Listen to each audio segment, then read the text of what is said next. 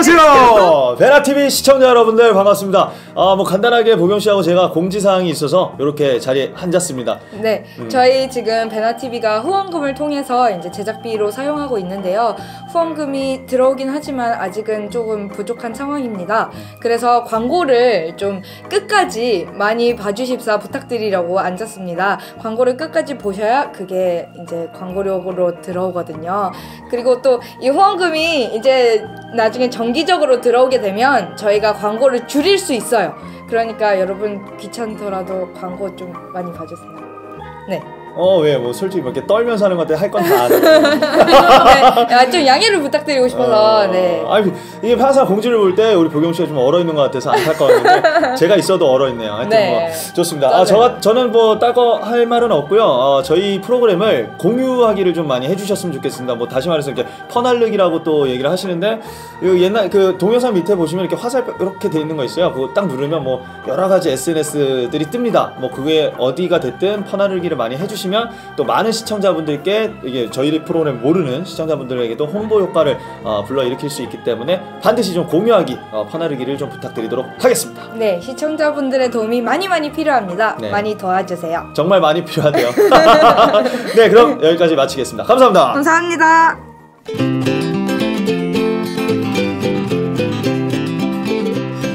한방 양방 면허를 모두 가지고 계시는 예풍병원의 백태선 원장님과 진행하는 한양닥터 9번째 시간입니다. 안녕하십니까? 안녕하세요. 네, 오늘 들려주실 얘기는 일단 이제 사상 체질에 대해서 네. 이야기를 할 건데 다들 관심이 많잖아요. 이재마의 사상의학. 예. 네. 혹시 그거 아세요? 그 제가 쓴 책이 스마트 동의보감이잖아요. 네. 원래 동의보감에 사상 체질이 있을까요, 없을까요? 없어서 질문하시는 거 아닙니까? 그렇죠. 네. 이 사상 체질 자체가 원래 동의보감에 있는 내용은 아닌데 네. 제가 책을 쓰면서 그래도 한의학 전체를 다루려다 보니까 어쩔 수 없이 사상 체질이라는 게 들어갔거든요. 그래서 사상 체질은 원래 동의보감 안엔 내용이 없어요. 어디 있습니까? 그냥 동의수세보원이라고. 네. 우리가 사상의학 하면 우리 그 이재마의 사상의학 하잖아요. 네. 이 이재마가 1837년에 태어나고 1900년대 사람이거든요. 그러다 보니까 이분이 이제 고종시대 멀진 않죠. 100년 전이죠. 예. 네. 그때 태어난 사람이고 이 호주는 한참 전에 임진왜란 때 태어난 네. 사람이니까 갭이 아주 크죠. 이 이재마가 이제 동의수세보원을 쓰면서 이제 사상의학을 했는데 전 개인적으로 사상의학을 별로 안 좋아해요. 왜 그렇습니까?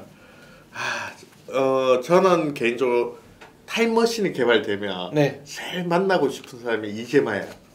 왜 그렇습니까? 왜냐하면 이 이재마 때문에 고생하는 후학들이 너무 많아요. 사상의학이 배우기 힘든가요? 아니면은 뭔가 이게 적절치 않은 분류라고 보시는 건가요? 일단 분류 자체가 애매하기도 하지만 사실 문제는 뭐냐면 기존의 한의학은 도교 베이스, 음양, 오행, 오장육부 이런 식으로 차근차근 밟아왔거든요. 우리가 지금까지 배워왔던 음양, 오행, 오장육부, 기혈, 진액 이걸 다 까부태고 그냥 유교 베이스로 만든 게 사상의학이에요. 어떻게 보면은 이건 패러다임의 전환이네요. 그렇죠. 그러다 보니까 이 사상의학을 이해하려면 처음부터 다시 해야 돼요. 베이스가 다르니까 공부를 그렇죠. 새로 해야 되는군요. 그러다 보니까 이제 기존에 예를 들어서 우리 기존 한의학에서 이야기하는 간이란 개념하고 또 사상의학에서 이야기하는 간이란 개념은 조금 틀려요. 그러면 서양의학에서 얘기하는 간과 한의학에서 얘기하는 간이 서로 다른데 사상의학에서 얘기하는 간은 또 다른 거다 이런 말씀이시네요. 그러니까요. 그래서 이걸 다시 공부를 다 해야 되니까 한의사들 다 힘들어해요. 근데 이분이 또 애매하게 또 전통 한의학에다가 약간 어설프게 사상의학을 넣어버린 거야. 네. 그래서 제가 이제 이재마 타임머신을 타고 가서 만나면 조금 전통의학에 대해서 좀 공부를 시켜가지고 네. 네 생각을 갖다가 전통의학적 베이스 네. 내에서 좀 풀어라. 그러면 체계가 좀 일관적이지 않겠느냐. 네. 그러면 후학들이 이렇게 고생을 안 할 건데 이 말을 꼭 하고 싶어요. 그렇다면 사상의학은 자체적으로 일리가 있습니까? 유효합니까? 의학적 분류로서? 전 개인적으로 이재마가 공부를 많이 안 했다고 봐요. 이거는 파격적이죠. 네, 파격적이고 다소 도발적인 발언입니다. 실제 이재마는 함경도 지방의 그 의사였어요. 네. 거기에 비해서 허준 같은 경우에는 왕실 의사였어요. 어의죠. 네. 그러다 보니까 왕실 서고 안에 있는 의사들 다 볼 수 있었던 거야. 거기에 비해서 이재마 같은 경우에 시골에 혼자 있고 또 의사도 많이 못 보신 것 같아요. 네. 그게 사실 진짜 문헌상에서도 그게 나타나거든요. 그러다 보니까 사실 조금 공부가 부족하지 않았나 싶은데 그럼에도 불구하고 이 사상의학은 너무나 깜찍하게 어떻게 저렇게 깜찍한 생각을 했을까 할 정도로 사실은 생각 자체는 깜찍해요. 발상 자체는 그렇죠. 매우 획기적이다. 혁신적이다. 그 이재마의 호가 뭐냐면 동무 이재마야. 네. 그 이재마 동무인데 딱 느낌이 오시죠. 동력동자에 이 사람이 왠지 북한 사람 같지 않나요? 동무 이재마, 그렇죠. 이재마 동무. 네. 한자는 어떻게 쓰죠? 아무튼 아무튼 이 사람이 함경도 지역 네. 사람이야. 북한 사람 맞아요. 근데 문제가 뭐냐면 이 동무가 그 동무가 아니고 동쪽의 무사란 뜻이에요. 그죠. 동쪽의 무사, 동무 이재마. 이 말은 뭐냐면 이분이 사실은 군인이었다는 거예요. 군인인데 나이 들어서 조금 필이 꽂혀셔가지고 한의학을 했기 때문에 조금 늦은 나이에 한의학을 했고 그러다 보니까 조금 한의학적 깊이가 좀 깊지 않다는 느낌을 저는 개인적으로 받아요. 네, 이 스마트 동의보감에 보면 이재마는 인생의 대부분을 무인으로 보냈다. 39살에 무과에 합격한 뒤에 50세에는 진해 현감을 지냈고 61세에 고원 군수로 있었다. 그러니까 조선시대 61세 같으면 지금 느낌으로는 한 80세쯤 되는 건데 그렇죠. 그때까지 의학하고는 전혀 관계가 없는 삶을 산 겁니다. 근데 사실 옛날에는 의사들이 정규 코스도 있었지만 사실 음양, 오행, 오장육부 이게 사실 기본 베이스 상식이었거든요. 그러다 보니까 정조 같은 경우에도 자기가 스스로 처방을 하잖아요. 그렇죠. 어휘들한테 이렇게 약져가지고 그게 어찌 보면 지금은 뭐 음양, 오행, 오장육부 이런 게 우리 일반인들이 잘 모르는 개념이지만 그때 좀 공부 좀 했다는 사람들은 다 그걸 아셨던 것 같아요. 그래서 이재마도 딱 그때 시작한 게 아니고 틈틈이 이제 그걸 공부해가지고 그걸 한 것 같고. 근데 왠지 이재마 하면 뭔가 이름이 좀 특이한 것 같지 않나요? 뭔가 모던해 보이고. 그러니까 그 당시 조선시대 이름으로는 그렇죠. 이게 특이한 거죠. 그럼 학렬을 쓴 이름이라기보다는 이 이름에 사실 사연이 있었어요. 이 사연이 뭐냐면 이 원래 이재마 그 아버지가 이제 함경도 지방에 향교에 다녔어요. 지금 이야기하면 지방대를 다니신 거죠.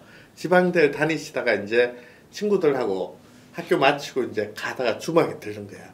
주막에 들러서 술을 한 잔 딱 했는데 이 아버지가 필름이 끊기신 거야. 그래가지고 친구들은 다 도망가고 이 아버지 혼자 주막에서 딱 자게 됐는데 그 주막집에 딸이 하나 있은 거야. 근데 이 딸이 너무 못생겼는 거야.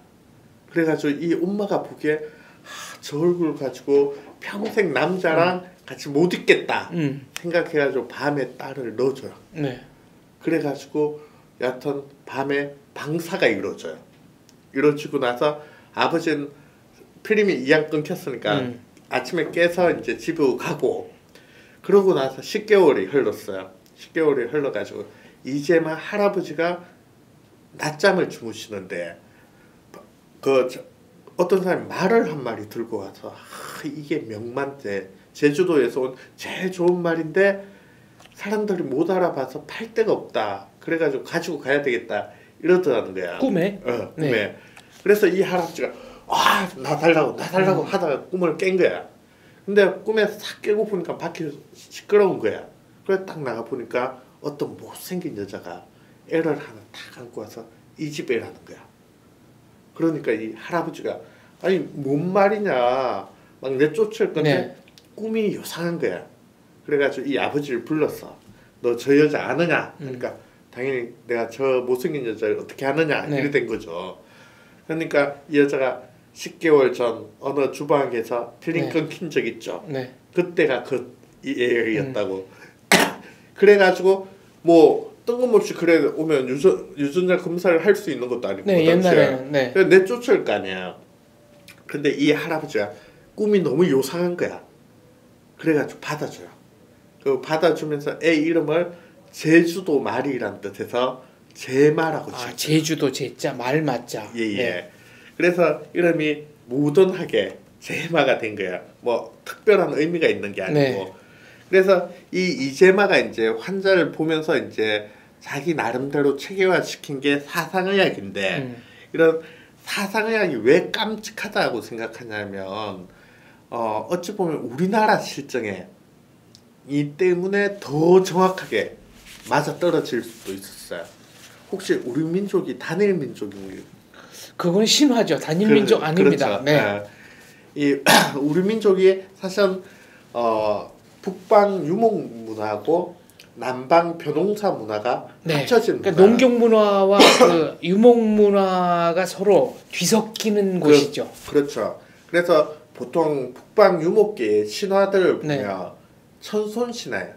예, 천손 강림 신화 하늘에서 이제 내려오죠. 네. 하나님의 자식이다. 이런 신화는 다 북방계 신화고 남방계 신화의 특징은 난생 신화. 네. 아래에서 태어났다. 뭐 입에 뭐 부리가 있었는데 뭐 계림에서 씻으니까 부리가 떨어졌다. 뭐 이런 식의 그 신화들은 다 이제 남방 벼농사 문화거든요. 그래서 한반도는 섞여 있죠. 그렇죠. 네. 알을 갖다가 물고 하늘에서 이렇게 날아오는 식으로 두 신화 체계가 이렇게 합쳐져 있습니다. 빛이 쫙 내려오면서 알을 비추고 애를 낳는데 뭐 여러 가지가 섞여 있죠. 그래서 사실은 섞여 있는 문화고 우리가 실제 농사와 관련된 언어들이 보면 어원들 따지고 보면 인도 드라비다 쪽에서 올라온 용어들이 참 비슷하다 하더라고요. 네, 그러니까 농기구, 뭐 낫호미, 뭐 이런 것들이 다. 네. 그래서 두 가지 문화가 섞였는데 예를 들어 가지고 우리 실제 사람의 유전자가 바뀌기는 엄청난 시간이 걸리거든요. 네. 그러면 북방에 예를 들어서 시베리아 살던 사람이 우리나라 오면 어떨 것 같아요? 뭐 본인은 적응을 하겠지만 DNA가 어디 쉽게 바뀌겠습니까? 그렇죠. 북방에 살던 사람이 시베리아에 살던 사람이 한국에 딱 오면 오 따뜻해. 네. 이럴 거 아니에요.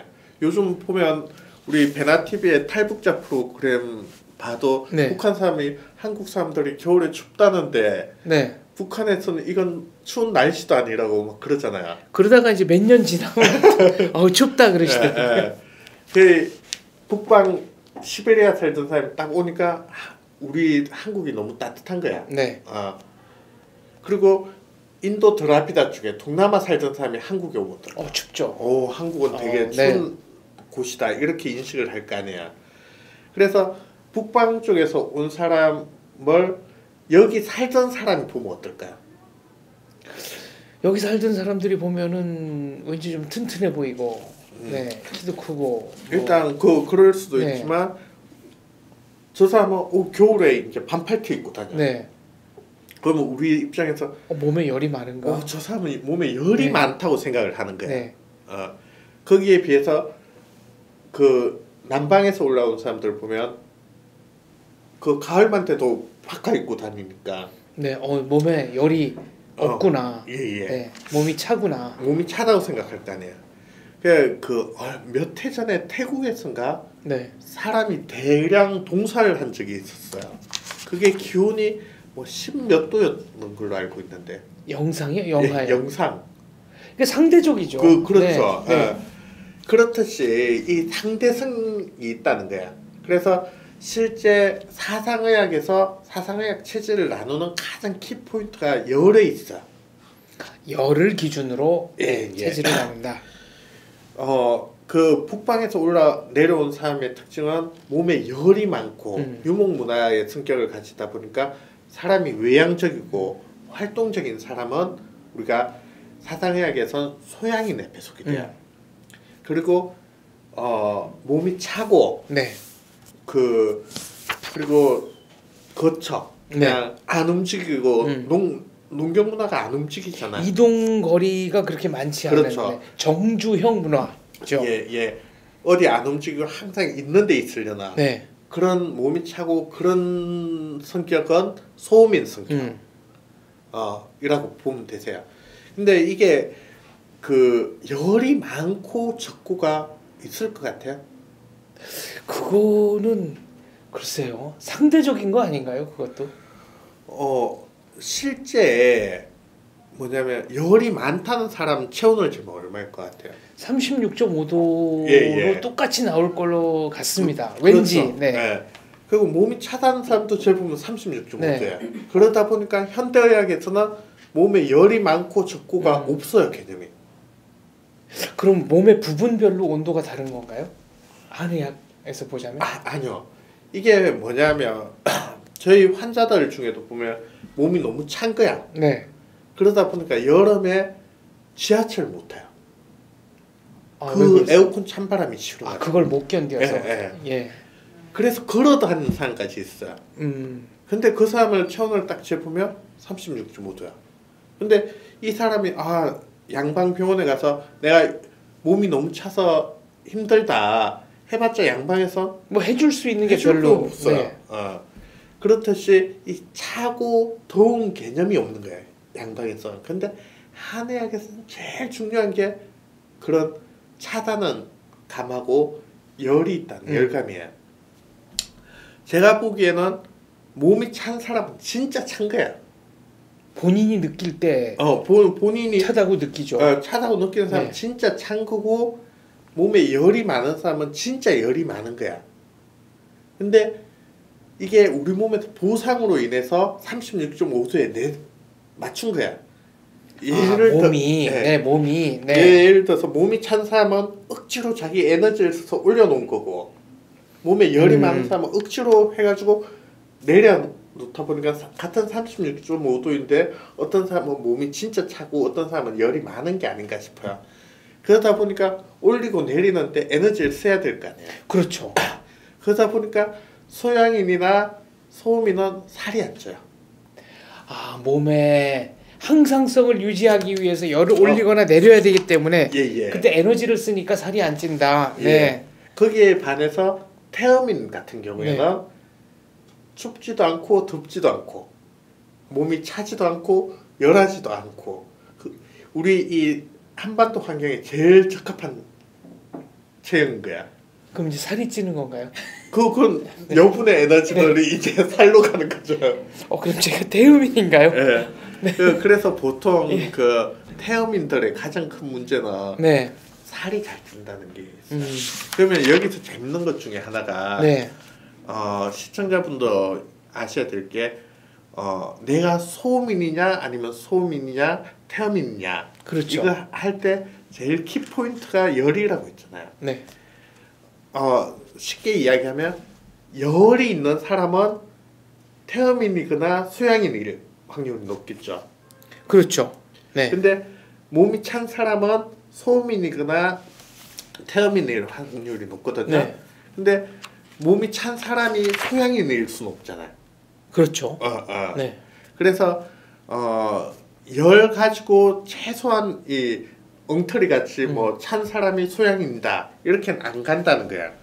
그리고 마지막 체질 중에 하나가 태양인이라고 있는데 이 태양인 같은 경우에 사실 0.5% 이하, 뭐 희귀한 거의 드문 희귀한데 체질이네. 요 체질 같은 경우에는 거의 없다고 보시면 되세요.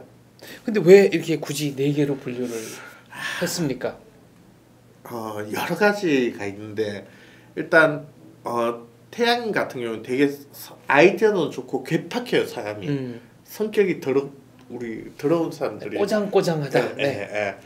그래서 한 가지 설은 네. 뭐냐면 이런 옛날에 생목인들 우리 서양인들 네. 눈이 파란 그런 사람들의 어떤 유전적인 성향을 가진 게 태양인이 아닌가 그런 설도 있고 또 하나는 뭐냐면 이재마 자체가 성격이 좀 독특했다. 본인이 태양인이었다. 네. 그러다 보니까 우리 사실은 자기는 자기가 잘 알잖아요. 그렇죠. 근데 나하고 성격이 비슷한 사람은 없어. 근데 분류는 해야 돼. 네. 근데 내가 딱 보기에 남들은 분류할 수 있을 것 같아요. 그러다 보니까 자기 성격을 하나 특별하게 돋지 않나 하는 것도 있어요.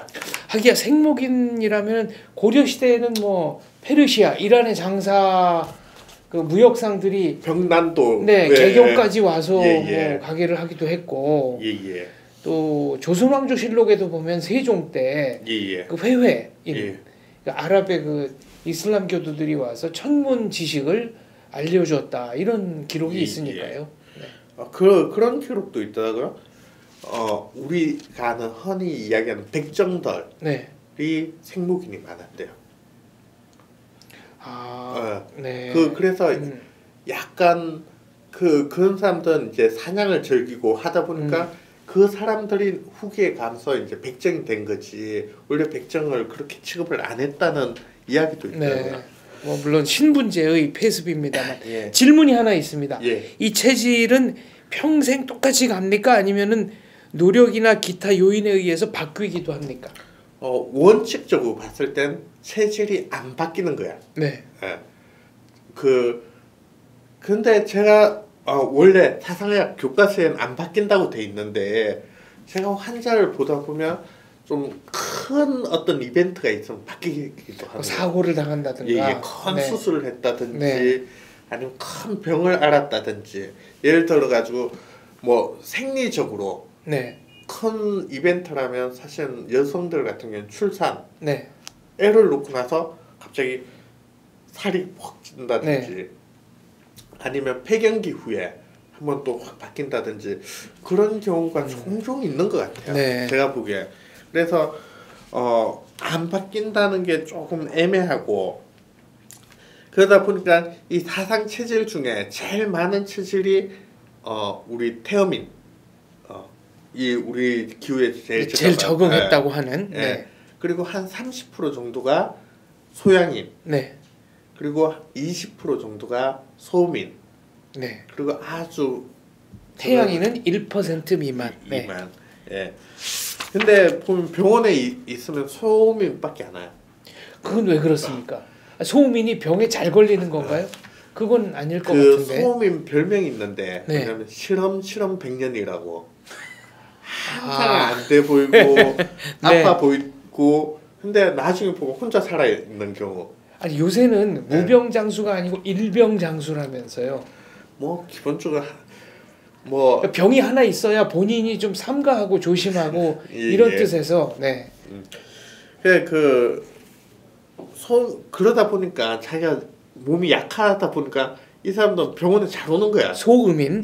그래서 병원에 앉아 있으면 환자는 한 거의 60-70%가 소민. 그 소양인은 또 특징이 뭐냐면 너무 건강한 거야. 활달하고. 그래서 내 같은 건강한 사람이 뭔 일이 있으려고 딱 하는데 나중에 가보면 이제 중환자실에서 전화 오면 소양인. 그건 본인이 자각을 못하니까. 그렇죠. 건강하다고 생각하니까. 그런 경우가 그 우리나라 최초의 세계 챔피언 김기수 챔피언. 감기 한번 안 앓으셨는데 어느 날 남들이 말하는 소화 불량이 있다면 이런 거겠구나 싶어서 병원을 가니까 벌써 암세포가 손 쓸 수 없이 퍼졌다고 그랬답니다. 이건 제가 들은 얘기인데 그러니까 너무 건강하니까 그 경우는 암세포도 건강하다는 건가요? 암세포도 건강하다기보단 이제 본인이 자각을 못하는 건가요? 사실 모든 암은 솔직하게 이야기하면 내가 증상을 딱 느끼는 순간은 끝이야. 말기야. 그래서 암의 가장 중요한 증상, 우리가 흔히 의사들이 이제 이 사람이 암이 아닐까라고 의심하게 되는 경우가 뭐냐면 체중 감소. 이유 없이 체중이 빠지는 경우. 예를 들어서 다이어트를 했는데 체중이 떨어진다. 네. 하면 우리가 이해되는데. 그 원인과 결과가 그렇죠. 명확하니까요. 그래서 저도 개인적으로 제가 이제 원인 모르게 몸무게가 줄어들면 사실 불안해요. 그래서 사실 암 자체도 그 사람이 무죄일 수도 있지만, 근데 워낙 소음이는 자꾸 오니까 오다 보니까 이제 일찍 발견하는 경우가 있겠죠. 그래서 이 체질이라는 게 어찌 보면 전 상대적이라고 보는데, 만약에 뭐 제가 만약에 알래스카로 이민을 간다. 그 박사님도 그때 열이 많다고 했지만 저도 많거든요. 그 한국에서 열이 많은 제가 알래스카로 가면 알래스카 사람들 저를 보고 뭐라 하겠어요. 저 사람 몸이 되게 찬 모양이다. 그렇죠. 이 뭐 알래스카 가을에 뭔 저런 뭐 파카를 입고 다니냐. 그럴 거야. 근데 만약에 우리나라에서도 몸이 찬 사람이 저기 동남아 가면 이제 동남아 겨울에 이제 티 입고 다니잖아요. 그렇죠. 그럼 그 동네 사람들 저 사람은 얼마나 몸에 열이 많으면 저럴까. 그 동네 사람들 코트 입고 다닐 때 저희는 그렇죠. 그러다 보니까 어찌 보면 이 사상의학이 좀 우리나라 같이 어디 도망갈 데도 없이 딱 갇혀 있다 보니까 이게 더 명확하게 구별됐을 가능성도 높은 것 같아요. 그러다 보니까 이게 현대에 있어가지고 사실 중의학하고 한국의 한의학을 구분짓는 가장 중요한 기준이 사실 사상의학이야.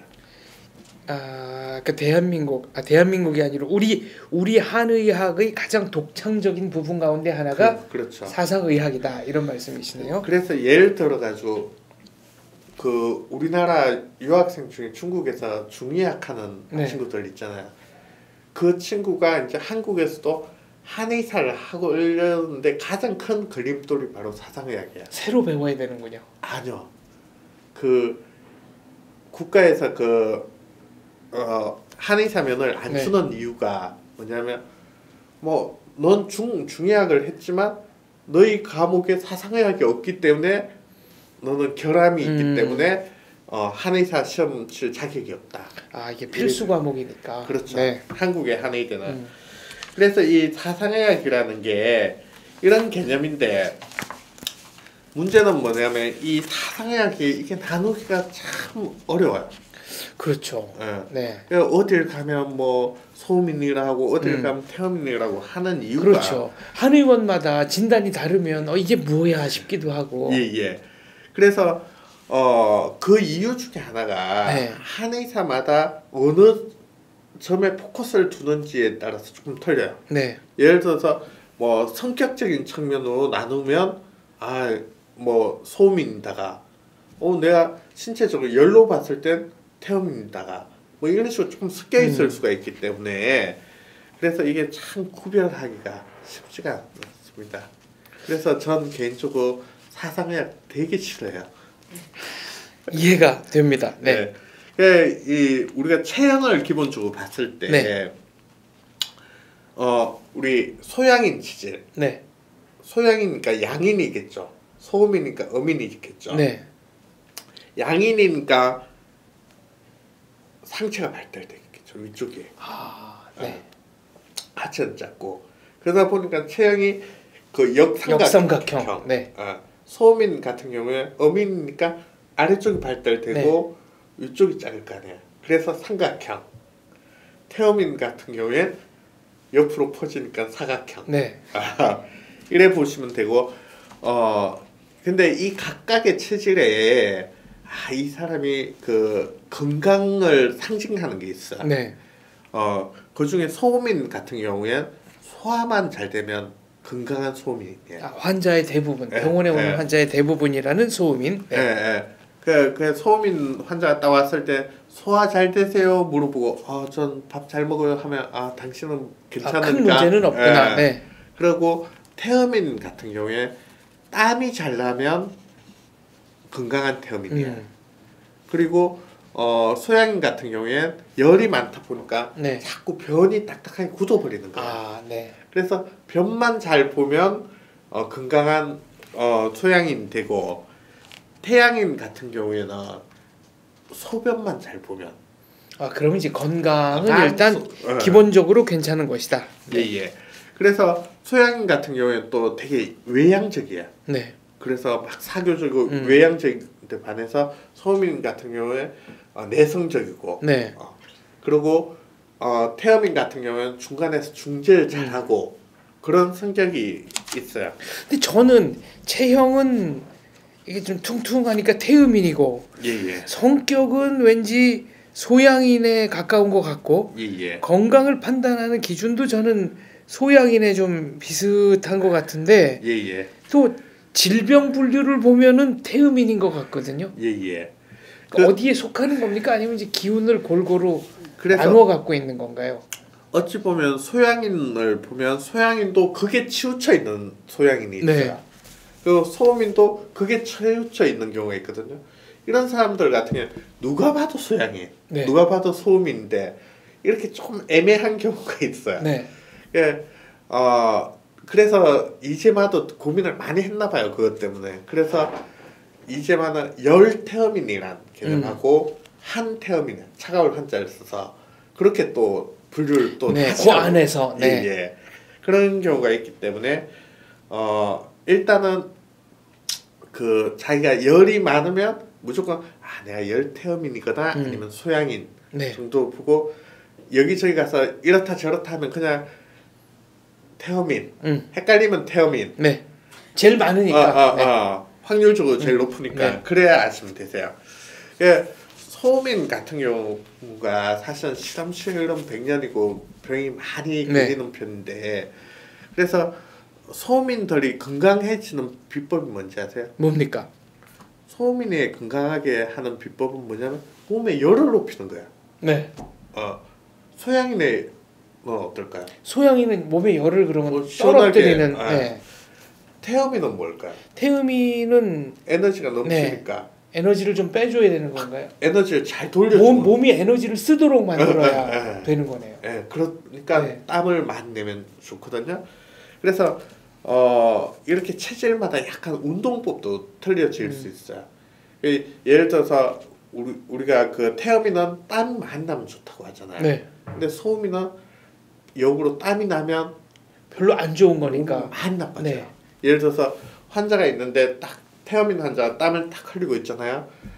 이제 퇴원할 때 됐으니까 퇴원 준비하세요 딱 하고, 소음인이 땀을 흘리고 있으면 병원에 더 계셔야 되는 아이고 거네요. 죽을 때가 됐으니까 이제 네. 관을 짜세요. 너무 극단적인 비유입니다만. 네. 아무튼 소음인이 땀을 흘리는 거는 좋은 신호는 아니다. 네. 이렇게 정리하겠습니다. 그래서 평상시에 소음인들, 몸이 차신 분들이 이게 본인 스스로가 되게 불편해하거든요. 다른 체질은 뭐 크게 불편 안 하는데, 그래서 소음인들 같은 경우엔 그 몸을 따뜻하게 하는 방법이 있어요. 뭔가요? 특히나 여성분들이 많거든요. 여성이 어민인데다가 소음인이다 보니까 정상이 많이 나타나요. 근데 남자 같은 경우 양인이잖아요. 기본적으로 양인인데 소음인 성향이면 조금 등상이 그래도 조금 조금 완화가 되겠네요. 그렇죠. 그래서 이제 몸이 찬 여성들을 보면 대표적인 특징이 뭐냐면, 일단 몸이 차니까 소화가 잘 안 돼요. 아까 소민은 소화 잘 되면 된다 했죠. 우리가 찬 거 먹으면 잘 체한다고 하잖아요. 그렇죠. 소민은 따뜻한 게 들어가도 속에 가면 차져버리는 거야. 그러다 보니까 흡수가 안 되는 거야. 그래서 소화가 잘 안 되고 또 잠을 또 깊이 못 자요. 잠을 깊이 못 자는 이유가 우리가 수면 중엔 정상적으로 체온이 떨어지거든요. 근데 원래 소음인은 낮다 보니까 더 떨어져 버리는 거야. 혹시 박사님 추운 날 밖에서 한번 주무시고 봤나요? 비박 해봤는데 추워서 깹니다. 깊은 잠 못 자고.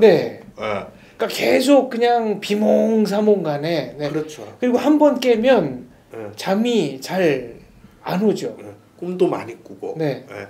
그 이유가 뭐냐면 우리 수면 중에 체온이 떨어지면 우리 몸에서 그 깊은 잠을 안 재워요. 깊은 잠을 재우면 네. 얼어 죽을까봐. 아, 비상 상황이니까. 그렇죠. 네. 그래서 소음인들 같은 경우는 기본적으로 깊은 잠을 못 자요. 아, 일종의 저 예비 경고 사이렌이 울리는 네. 거군요. 그래서 조금만 옆에서 부시럭대면 금방 깨버리고 그렇거든요. 그리고 우리가 먹은 게 흡수가 되고 에너지화 돼야 되잖아요. 근데 소음인은 먹은 게 흡수가 안 되다 보니까 에너지가 없는 거예요. 그러다 보니까 늘상 힘없어 보이고 그렇거든요. 그래서 소음인이 건강해지는 방법은 열을 많이 만들면 좋아요. 그래서 첫 번째 방법이 뭔지 아세요? 여성들 같은 경우에 그래도 목욕을 한다? 뭐 찜질? 약? 아니요. 네. 제일 좋은 방법은 한 큐에 해결하는 방법이 있어요. 뭐냐면 이민을 가면 돼. 따뜻한 나라로. 네. 예, 저희 환자 중에 네. 소음인 환자가 있는데 이 친구가 항상 안 된 거야. 네. 항상 약 먹어야 겨우 행동하고 이러던 애가 이제 하와이로 시집을 간 거야. 네. 그러고 나서 오, 굉장히 건강해지나요? 그냥 내가 이렇게 건강한 사람인지 몰랐다. 그 정도로 건강해져요. 근데 제 주변에서도 아마 소음인이신 것 같은데 연세 드신 분 중에 뭐 1월, 2월 추울 때는 따뜻한 동남아에 가서 지내다 오시고 예, 그러면 실제로 건강이 많이 회복된다고 하시는 분들 계십니다. 예. 제 환자 중에 또 재밌는 환자가 있었는데 그 이분이 LA 쪽에 사신 거야. 네. LA 쪽에 따뜻한 보니까 태양의 예. 캘리포니아. 예. 네. 근데 공기가 안 좋잖아요. LA 쪽에 네. 그 매연이 심하고 그렇잖아. 그러다 보니까 이분 나이가 드니까 우리도 이제 얼마나 살겠냐. 물 좋고 공기 좋은 캐나다에 가자. 네. 이래 된 거야. 그래서 캐나다로 이민을 간 거야. 근데 캐나다 가고 나서부터 이분이 시름시름 앓기 시작한 거야. 날이 너무 추워서요. 소음인이라. 그건 그러신 모르고 건가요? 네. 하여튼 자기 딴의 건강을 위해서 물 좋고 갔는데. 공기 좋은 네. 캐나다로 갔는데 몸이 나빠지는 거야. 그래가지고 이제 저한테 온 거야. 그래가지고 탁 보니까 이분이 소음인이었어. 그래서 LA에 따뜻한 데 살 때는 괜찮았는데 네. 캐나다 가서 살다 보니까 체질이 안 맞은 거야. 그래가지고 다시 LA 가니까 다시 건강을 찾은 분도 있거든요. 그런 식이라 보시면 되세요.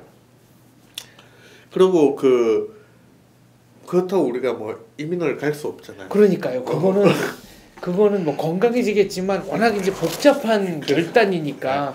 그래서 두 번째 방법이 네. 있어요. 두 번째 방법은 뭐냐면 임신을 달아서 하면 돼요. 그럼 무슨 얘기입니까? 임신 애를 네.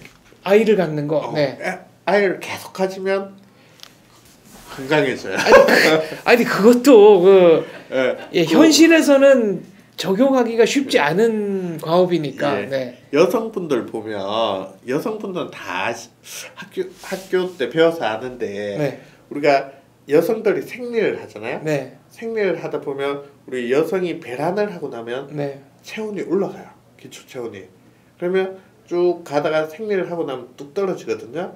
그러다가 이제 배란을 하고 나면 다시 올라가고. 네. 그런데 임신을 하면 올라간 상태에서 계속 유지가 돼요. 아 체온이. 네. 네.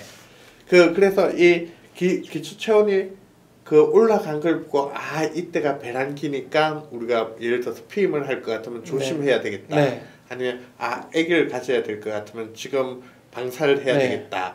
요걸 하는 법이 있어요. 체온 주기법이라 해가지고. 네, 그게 저 가톨릭의 메리지 인카운터에서 교육해 줍니다. 예, 네. 예. 그래서 그 이야기는 뭐냐면 임신을 했다는 이야기는 10개월 동안 계속 올라간 상태에서 있는 거야. 네. 그래가지고 임신을 달아서 하면 네. 계속 몸 따뜻해. 계속하면 네. 근데 이제 임신은 그 자체로 상당히 힘든 일이니까. 그렇죠. 네. 그거 말고 그러면 조금 더 이제 일상생활에서 적용할 수 있는 방법 알려주십시오. 참고로 조금 더 이야기하면 저희 집에 계신 분이 네. 애기 엄마 되시는 분이 네. 소음인이세요. 소음인데 항상 소화가 안 됐는데 임신하고 나더니 네. 생사를 씹어 먹는 거야. 제초 소화가 된다고. 네, 네. 배고프다고 생사를 씹어 먹고 그 정도로 소화가 몸이 좋아져요. 신체 기능이 왕성해지는 거군요. 그렇죠. 네. 온도가 올라가 있으니까. 그렇다고 해서 뭐 임신을 계속 할 수 있는 것도 그렇죠. 아니고. 네. 마지막 방법이 있는데 이게 사실 제일 좋아요. 네. 마지막 방법이 뭐냐면 근육량을 늘리면 돼요. 근육량을. 네. 네. 우리 몸에서 열 생산의 65% 정도가 근육에서 이루어져요. 근데 근육량을 늘리려면 운동을 해야 되고 네. 운동을 하려면 에너지가 필요하고 그렇죠. 그러다 보니까 소음인들이 운동을 하고 나면 힘들어서 못 하는 거야. 네. 못 하니까 근육은 안 생기고 빠지고 네. 근육이 빠지니까 몸이 차가워지고 몸이 차가워지니까 소화 흡수가 안 되고 소화 흡수가 안 되니까 에너지가 부족하게 되고 에너지가 부족하니까 운동을 못 하게 되고 뭔가 악순환의 고리로 그렇죠. 빠지는 거예요. 네. 그러다 보니까 결국엔 운동을 못 하시는 경우가 많아요. 그래서 실제 소음인들 같은 경우 많이 힘들어 하시는 분들한테 제가 운동하세요 해봤자 하루 하고 나면 못 하시더라고요. 그런 경우에는 이제 몸을 따뜻하게 하는 네. 약을 먹고 나서 운동을 하면 많은 도움이 될 수 있어요. 몸을 따뜻하게 하는 약이나 음식은 어떤 게 있습니까? 대표적으로 우리 생강 네. 아니면 생강 뭐 계피 뭐 이런 약재들이 몸을 따뜻하게 하거든요. 뭐 인삼 같은 것도 네. 몸을 따뜻하게 하고 그런 걸 전 소민들 같은 경우에 그냥 커피는 몸의 열을 낮춰줘요. 네. 예. 그래서 커피 많이 마시지 말고 그냥 생강차를 그냥 우리 물처럼 마셔라. 그러면 훨씬 몸이 좋아질 거다. 그런 이야기 하거든요. 제가 개인적으로 생강차나 계피차를 굉장히 싫어하거든요. 예. 그럼 몸에 열이 많다는 뜻이네요. 예, 박사님은 그럴 열이 가능성이 높은 거예요. 많다 보니까 그런 걸 먹어서 몸에 열이 나면 네. 불편한 거죠. 불편해요. 예, 예. 예. 그래서 저도 싫어요. 일단 소음인 그렇고 이재마가 한 처방들 보면 네. 여하튼 소음인은 어떻게든 열을 낮추려고 들고 낮추는 한약재로만 열을 소음인은 높이려는 네. 약재들만 모아서 섞고 소양인은 낮추려는 약만 높여 섞고 태음인은 어떻게든 그 몸에 기운을 연소를 돌리는, 시키는 그런 걸 썼거든요. 그래서 소민 같은 경우에는 운동을 하더라도 실제 운동을 처음부터 많이 못해요. 그래서 조금 운동을 시키면서 근육이 천천히 늘게끔 해주는 게 도움이 되고 태음인 같은 경우에 빡세게 하면 돼요.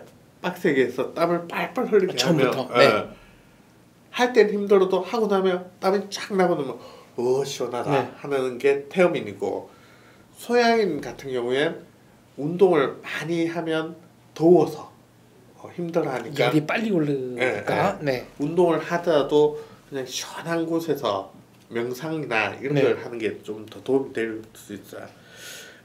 이 체질 이게 나누기가 이게 사실은 많이 어려운데 제가 쉬운 방법을 가르쳐 드릴까요? 네. 가장 쉬운 방법은 찜질방에 데리고 가면 알 수 있어요. 네. 찜질방에 가면 일단 소양인 체질은 어떤지 아세요? 찜질방 가면 반응이 못 견디나요?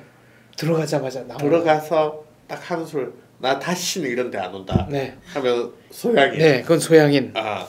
소음이는 땀 흘리면 나쁘다 했잖아요. 네. 그러다 보니까 한정막에 안 들어가고 항상 굴 속에 혼자 처박혀서 책 보고 꼼지락거리고 있으면 저 사람은 소음인이구나 하고 태음인 같은 경우에 한정막에 딱 들어가서 막 땀 뿔뿔 하고 시원하다 하고 나오면 태음인이고 그런 거 보면 저는 또 태음인인 것 같기도 한데 제가 보기엔 박사님은 태음인인 것 같아요. 예. 근데 성격이나 건강 판단 기준은 또 그냥 헷갈리면 태음인이라 생각하시면 알겠습니다. 태음인 하겠습니다. 저도 개인적으로 저는 사상의학을 그래서 꼭 짚고 넘어가고 싶은 것 중에 하나가 뭐냐면 체질 이게 정론은 아니야. 전 사상의학 그걸 정문하는 사람하고 의견이 좀 많이 틀리는데 뭐냐면 뭐는 먹으라 뭐는 먹지 말라는 거 있잖아요. 그렇죠. 네. 그게 바로 그 소민 같은 경우 몸을 따뜻하게 하는 그 먹어라 몸을 차게 하는 건 먹지 마라 네. 이런 식이거든요. 네. 근데 저는 개인적으로 반대야. 왜 그런가요? 그 예를 들어서 약은 네. 우리가 극성이 많거든요. 네. 예를 들어서 근데 음식 같은 경우는 거기서 그게 극성이. 네. 이게 그 열을 많이 내는 음식 같은 경우에는 이게 음식이 아니고 약으로 넘어가 버리겠죠. 네. 우리가 일반적으로 먹는 음식들 다 그냥 성질이 평한 네. 덥지도 않고 차지도 않고 차와봤자 조금 차고 뭐 그렇게 크게 네. 치우치지 않는 그렇죠. 그런 물질들이다. 네. 그래서 음식 같은 경우는 전 조절하지 말라고 해요. 네. 예를 들어서 내가 소음인다 하면 몸에 좋다는 거 조금 더 먹으라는 의미지. 뭐 절대 먹지 마라. 뭐 이것만 먹어야 돼. 이건 전 반대라는 네. 거죠. 그래서 그냥 개인적으로 전 그런 거 신경 쓰지 말고 아무거나 먹으라고. 약 먹을 때는 좀 신경 쓸 필요가 있다. 약 먹을 때도 그냥 음식으로 이제 예를 들어서 소민이 음식을 먹는다 해서 뭐 몸을 더 차게 할 정도의 음식은 사실 없어요. 네. 예. 그러니까 그냥 먹고 싶은 거 먹는 게 최고죠. 그렇죠. 네. 뭐 다이어트 하는 사람한테도 먹고 싶은 거 다 먹으라는 사람인데요. 다이어트가 아니지 않습니까? 원래 다이어트를 하는 사람도 이게 요요가 자꾸 오는 게 네. 다이어트 하면서 자기가 자꾸 음식을 먹으면 안 돼 하다 보니까 이게 한이 맺혀가지고 네. 끝나고 나면 더 먹게 되는 거야. 그렇죠. 그래서 웬만하면 먹고 싶으면 다 먹어라. 아니 그렇다고 초콜릿 아이스크림만 먹는 초콜릿 아이스크림 다이어트 이거는 할 수가 없는 거 아닙니까? 원푸드 다이어트. 네. 전 그러지 말라고요. 전 그냥 혼자 힘들게 하지 말고 그냥 저한테 와서 약 먹으라고요. 오히려 식욕은 내가 알아서 네. 다 해결해 줄 테니까 네. 너는 절대 참지 말고 먹고 싶은 거 다 먹어라. 약으로 식욕을 조금 떨어뜨리는 게 오히려 예예예. 네. 심리적으로는 건강한 생활을 하게 만든다. 쉽게 이야기해서 체질화가 되면 네. 그게 요요 없이 쭉 나가는데 억지로 뭐든지 억지로 하면 네. 결국은 부작용이 생기는 거예요. 그 힘든 기억 때문에 나중에 안 하게 돼요. 네. 그래서 그런 거 사상 체질도 마찬가지예요. 전 가리지 말라고. 네. 사상 체질 말고 또 여러 가지 체질이 있거든요. 팔 체질, 오 체질, 네, 뭐 팔성 체질, 뭐 오행, 뭐 중국에서 나왔다는. 네. 심지어는 뭐 양방적으로 혈액형 체질이 또 있잖아요. 네. A형, B형, 네. O형. 근거가 있습니까? 박사님 생각에 어때요? 그게 글쎄요. 저는 O형인데. 네. 네. 이게 저는 무슨 형인 것 같아요? O형 아니십니까? 아니요, 저는 까칠한 A형이에요. A형도 그럼 A형이 있고 AO A형이 있고. 딱 보면 제가 까칠한 A형인 거 모르시겠어요? 글쎄 별로 까칠하다는 생각은 잘 안 듭니다만. 보통 네. 우리가 까칠한 B형이라는 표현을 쓰잖아요. 네. 약간 섬세한 A형, 네. 까칠한 B형, 특이한 AB형. 예. 제가 강연 가면 나는 까칠한 A형이다. 네. 이렇게 주장을 하면 사람들 다 B형이 까칠한데 왜 A형이 그렇죠. 순간적으로 제가 헷갈려하죠. 사실은 이게 정신과적으로 봤을 때 전혀 상관이 없어요. 이게 안 맞아요, 아예. 그럴 것 같습니다. 아예 통째로 안 맞는데 네. 문제는 뭐냐면 이 사람 몸에는 누구나 까칠한 면도 있고 그렇죠. 섬세한 면도 있고 네. 다 있다는 거야. 네. 예민한 면도 있고 예를 들어서 당신은 까칠한 A형이야 딱 하면 내가 다 까칠했던 기억을 떠올리는 거야. 그렇죠. 강화가 되죠. 맞아. 네. 내가 그때 그 사람한테 까칠하게 했으니까 맞네 이런 식인 거야. 근데 만약에 섬세한 B형이십니다. 네. 원래 섬세한 A형인데 네. 제가 그냥 섬세한 B형 같은데 맞아 내가 그때 얼마나 섬세했는데 이런 자기가 섬세했던 기억을 소환을 딱 해버리니까 진짜 자기가 그렇게 되는 것처럼 느끼는 거거든요. 네. 그래서 실제 모든 사람은 까칠한 면, 섬세한 면, 괴팍한 면 다 있다는 거야. 근데 그게 약간 암시에 걸리는 거죠, 자기 스스로가. 네. 그런 거지. 의학적으로는 근거가 아예 없는 이야기라고 보시면 돼요. 혈액형 분류는. 예, 네. 예. 알겠습니다. 어느덧 시간이 다 됐는데 마무리로 그럼 오늘 해주실 말씀은 어떤 건가요? 제일 중요한 말은 전 사상의학 전공한 사람한테 돌맞을지 모르지만 그냥 음식 가리지 말고 맛있는 거 많이 드세요. 사상 체질에 너무 얽매이지 마라. 그렇죠. 네. 예. 이런 얘기네요. 물론 팔상 체질에도 저는 얽매이지 말라고 해요. 알겠습니다. 예. 네. 다음 시간에는 그럼 이제 어떤 얘기를 들려주시겠습니까? 다음에는 이제 한의학적으로 봤을 때 네. 병이 어떻게 오는지, 네.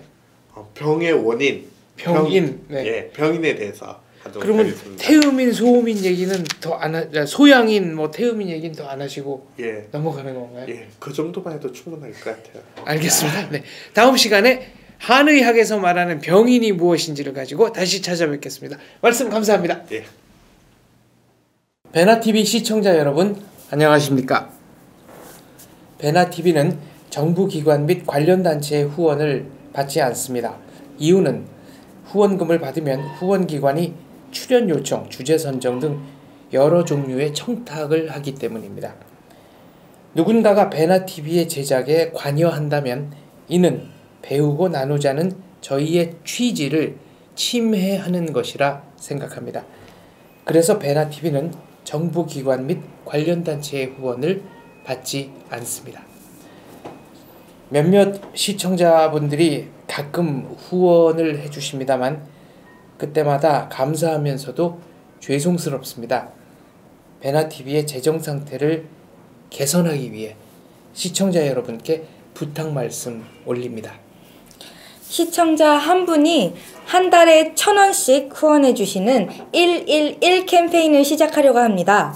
베나TV가 앞으로도 꾸준히 알찬 프로그램 만들 수 있도록 111 캠페인 많이 도와주세요.